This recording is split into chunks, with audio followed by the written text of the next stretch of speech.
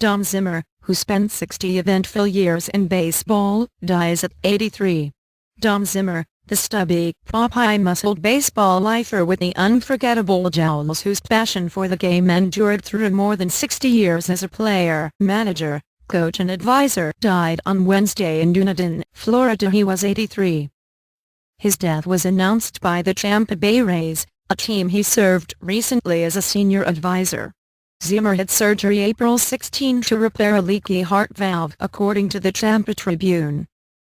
Zimmer had been having kidney dialysis since May 2012 after falling into a diabetic coma at his home. But he continued to visit the Rays' Tropicana field when he could. Zimmer was married on a baseball diamond in 1951, and it seemed he never left the field. He played the infield for the Brooklyn Dodgers' only World Series championship team. He was an original member of the Mets, and he was Yankee manager Joe Torre's confidant as his bench coach on 4 World Series championship teams. He filled in as the Yankees manager for 36 games in 1999 when Torre was being treated for prostate cancer. Zimmer managed the 1978 Boston Red Sox, who were overtaken by the Yankees for a division title on Bucky Dent's playoff home run. He was the National League's Manager of the Year in 1989 when he led the Chicago Cubs to a surprising division championship. He played in the majors for 12 seasons, mostly as an infielder, and he managed for 13 seasons. He was an all-star only once, and he never managed a pennant winner, but his intensity remained undimmed. While a Yankees coach in October 2003, at 72, he charged Boston's star pitcher Pedro Martinez during a playoff melee. Zimmer swung and missed and then was thrown to the Fenway Park turf by Martinez. He soon apologized for sullying the game he loved. 8 years later, Zimmer's baseball juices were still flowing. When Tampa Bay was trailing the Yankees 7-0 in the 6th inning of their final game of the 2011 regular season, needing a victory for a wild-card playoff spot, Zimmer left the Rays bench to head home.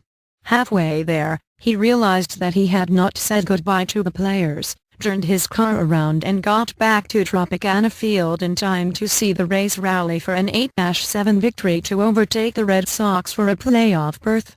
Zimmer was still in the clubhouse at 2 a.m. when the celebration finally wound down. "I am 80 years old, and I thought I was playing," he told the Charlotte Sun of Port Charlotte, Florida. "This match is everything. It's crazy, it's beautiful, it's baseball." Zimmer's bulging arm muscles on his 5'9" frame, he was about 170 pounds in his playing years, brought him the enduring nickname Popeye when he played for the Dodger teams known as the Boys of Summer. His puffy face seemed like something out of a baseball trading card from the days when dugouts were awash in the juice from chewing tobacco. The Red Sox pitcher Billy likened Zimmer to a gerbil for his bulging cheeks. Zimmer did not care much for that description, but he never took himself too seriously. The night after he was struck in the face by a ball fouled into the Yankees dugout by Chuck Knobloch during a 1999 playoff game, he wore an Army helmet. He allowed Derek Jeter to rub his head and his stomach for good luck before he came to the plate. In an interview with Esquire in 2001, Zimmer talked about his bench coach job. "I sit next to Torre on the bench. When he plays hit and run that works, I say, 'Nice going, skipper,' and if it don't work, I go down to the other end of the bench, get a drink and get out of his way." But as Torre put it in his 1997 memoir Chasing the Dream, written with Tom Verducci, Zim turned out to be the perfect bench coach. "I ran everything past Zim. We had a great rapport and a lot of fun." Donald William Zimmer was born and raised in Cincinnati, where his father owned a wholesale fruit and vegetable company. He was signed out of high school as a shortstop by the Dodgers organization in 1949. On August 16, 1951, while playing for the Dodgers farm team at Elmira, New York, he married his high school sweetheart, the former Carol Jean Bowerill, known since childhood as Soot, at home plate under a canopy of crossbats held by his teammates. By the summer of 1953, Zimmer was playing for St. Paul in the American Association, a promotion to the Dodgers in sight. He had good speed and fine power. But he nearly lost his life when he was beamed in a game in Columbus, Ohio. He sustained a fractured skull and fell into a coma. Doctors drilled holes in the sides of his head to relieve pressure on his brain. Zimmer made his major league debut in 1954, filling in briefly for Pee Wee Reese, the Dodgers' future Hall of Fame shortstop and Zimmer's boyhood idol. He hit 15 home runs in 88 games for the Dodgers' 1955 World Series championship team, but he endured a second severe beating in 1956 against the Cincinnati Reds. It left his cheekbone shattered and his eyesight damaged.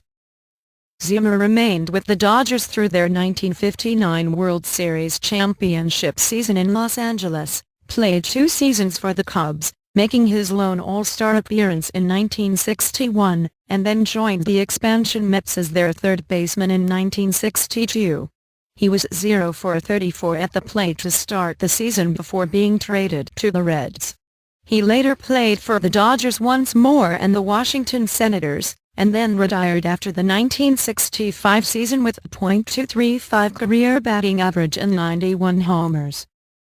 Zimmer managed the San Diego Padres, 1972-73, the Red Sox, 1976-80, the Texas Rangers, 1981-82, and the Cubs, 1988-91, and then filled in for the recuperating tour early in 1999. He was Tour's bench coach from 1996 to 2003, and then quit, maintaining he had been treated abusively by the Yankees owner, George Steinbrenner. He joined Tampa Bay the next season, providing tips to players and doing community relations work in his advisory capacity. In June 2012, the Rays gave away Zimmer dolls to fans attending a night game with Detroit. The Little Bears, dressed in a Rays jersey and cap, featured the dollmaker's best effort to duplicate Zimmer's face. "Somebody said they wouldn't put it in their living room," Zimmer said. "They'd scare somebody." He is survived by his wife, Jean, a son Tom, a daughter, Donna, and 4 grandchildren, the Tribune said. "All I've ever been is a simple baseball man, but it has never ceased to amaze me how so many far more accomplished people I've met in this life wanted to be one, too," he said in The Zen of Zim, 2004, written with Bill Madden. "What a game, this baseball."